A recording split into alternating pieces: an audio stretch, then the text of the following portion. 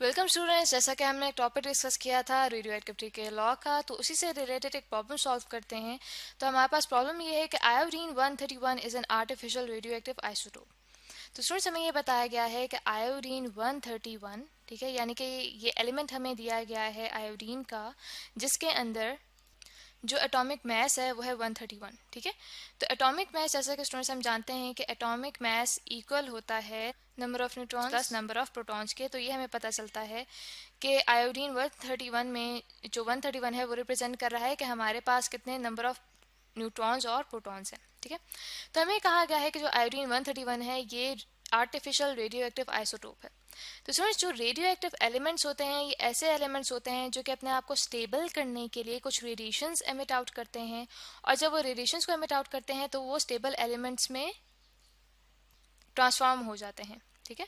तो आयोडीन भी ऐसा ही रेडियो एक्टिव एलिमेंट है, लेकिन ये एक आर्टिफिशियल रेडियो एक्टिव एलिमेंट है, ठीक है। अब आर्टिफिशियल रेडियो एक्टिव से मुराद ये है कि ये नेचुरल रेडियो एक्टिव एलिमेंट नहीं था, ठीक है। तो उसके लिए क्या किया गया कि इसके लिए लैब में आयोडीन 131 को बम्बार्ड किया गया हाई एनर्जी पार्टिकल से, ठीक है। जब हाई एनर्जी पार्टिकल से बम्बार्ड किया गया, या फिर हम कह सकते हैं कि हाई एनर्जी पार्टिकल से स्ट्राइक करवाया गया इसको, तो इसके जो न्यूक्लियाई हैं वो एक्साइट हुए, और एक्साइट होने की वजह से फिर ये रेडियो एक्टिव एलिमेंट बन गया, यानी कि अब ये रेडिएशंस एमिट आउट करेगा और स्टेबल एलिमेंट्स में कन्वर्ट होगा। तो स्टूडेंट, साथ ही हमारे पास लिखा हुआ है कि एक आर्टिफिशियल रेडियो एक्टिव आइसोटोप है। आइसोटोप से मुराद ये है कि ये आयोडीन का आइसोटोप है, ठीक है। तो स्टूडेंट्स, आइसोटोप का मतलब ये होता है कि एक एलिमेंट के मुख्तलिफ टाइप के न्यूक्लियाई, ठीक है, मुख्तलिफ टाइप के न्यूक्लियाई से मुराद ये होती है कि जो हमारे पास आइसोटोप्स होते हैं इनके अंदर जो मैस नंबर होता है वो डिफरेंट होता है, ठीक है। मैस नंबर ए डिफरेंट होता है आइसोटोप्स में, ठीक है। तो आयोडीन 131 भी इसी तरह से आयोडीन का एक आइसोटोप है जो कि आर्टिफिशियल रेडियो एक्टिव आइसोटोप है। तो स्टूडेंट्स, इसके बाद हमें बताया गया है कि it is use for the treatment of human thyroid gland, कि ये जो हमारे पास आयोडीन 131 है ये ह्यूमन थायराइड ग्लैंड की ट्रीटमेंट के लिए यूज़ किया जाता है। It's half life is 8 days।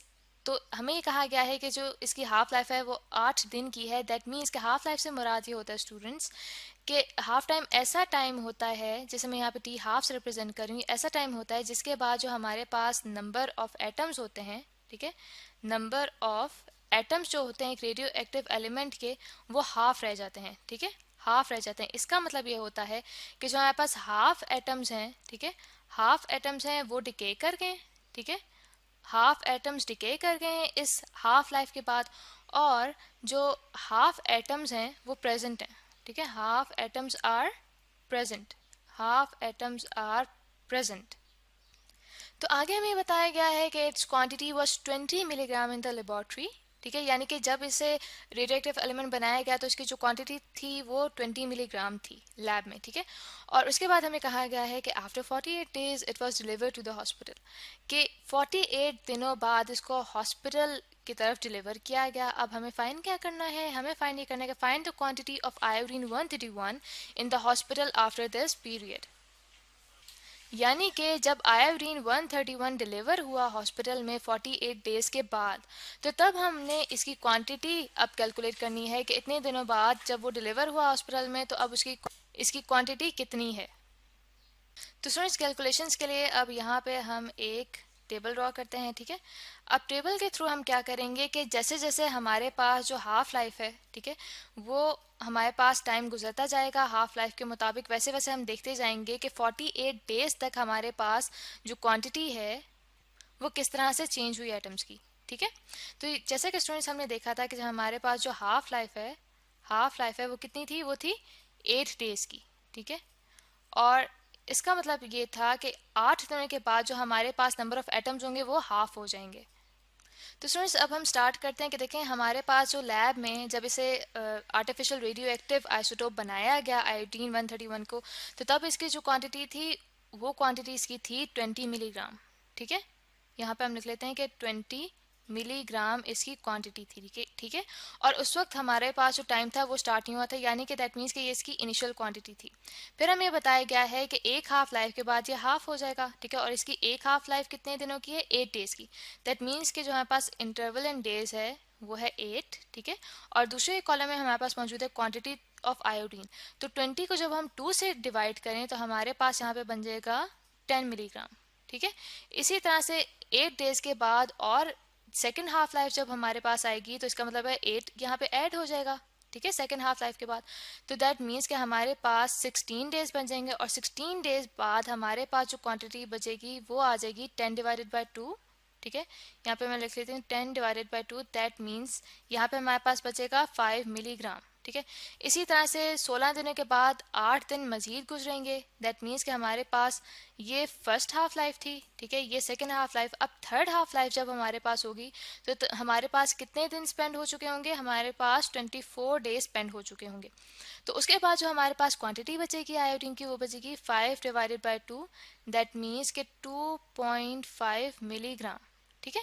इसी के बाद हम देखते हैं स्टूडेंट्स कि हमारे पास फोर्थ हाफ लाइफ के बाद कितने डेज स्पेंड हो चुके होंगे, हमारे पास डेज स्पेंड हो चुके होंगे 24 + 8 यानी कि 32 डेज। तो 32 डेज के बाद अब जो हमारे पास क्वांटिटी बचेगी वो बचेगी 2.5 डिवाइडेड बाय 2, दैट मीन्स कि हमारे पास अब बन जाएंगे 1.25 मिलीग्राम, ठीक है। इसी तरह से जब फिफ्थ हाफ लाइफ होगी तो तब हमारे पास बन जाएगा 32 + 8, दैट मीन्स के 40 डेज। 40 डेज गुजरने के बाद हमारे पास जो क्वांटिटी बचेगी वो बचेगी 1.25 डिवाइडेड बाय 2, जो कि इक्वल आता है 0.625 मिलीग्राम, ठीक है। और इसके बाद स्टूडेंट्स जब हमारे पास सिक्स्थ हाफ लाइफ आएगी तब हमारे पास 40 + 8 48 डेज बन जाएंगे। और 48 डेज के बाद जो हमारे पास यहाँ पे क्वांटिटी आएगी आयोडीन की आएगी 0.625 डिवाइडेड बाय 2, जो कि इक्वल आता है हमारे पास 0.3125 मिलीग्राम, ठीक है। तो स्टूडेंट्स ये हमारे पास अब वैल्यू आ गई है उस क्वांटिटी की जो कि आयोडीन की हमारे पास हॉस्पिटल की तरफ डिलीवर होने के बाद आई है, जो कि वो 48 डेज के बाद डिलीवर किया गया था हॉस्पिटल में। और ये जो क्वांटिटी हमारे पास आई है वो हम लिख लेते हैं कि क्वांटिटी ऑफ आयोडीन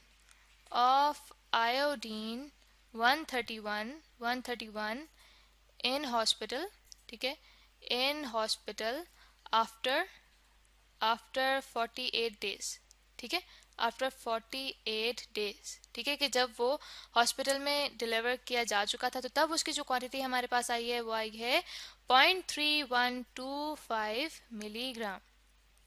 तो स्टूडेंट्स इस प्रॉब्लम के थ्रू हमने ये देखा है कि जैसे कि हमने law of radio active decay में देखा था कि जैसे जैसे टाइम गुजरता जाता है वैसे वैसे जो हमारे पास एटम्स की तादाद है वो कम होती जाती है, ठीक है।